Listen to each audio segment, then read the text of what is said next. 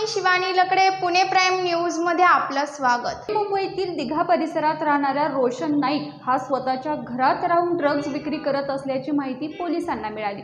मिळालेल्या माहितीवरून रबाळे एमआयडीसी पोलिसांनी आज 20 ऑगस्टला रोशन नाईक याला ताब्यात घेतले। अनेक दिवसांपासून आरोपी ड्रग्ज विक्री करत होता। पोलिसांनी सापळा रचून आरोपी रोशन नाईक याला अटक केली असून आरोपीकडून 27.70 मिलीग्रॅम वजनाचे एमडी ड्रग्ज जप्त केले आहे। तर यामधील दुसऱ्या आरोपीचा शोध सध्या सुरू आहे।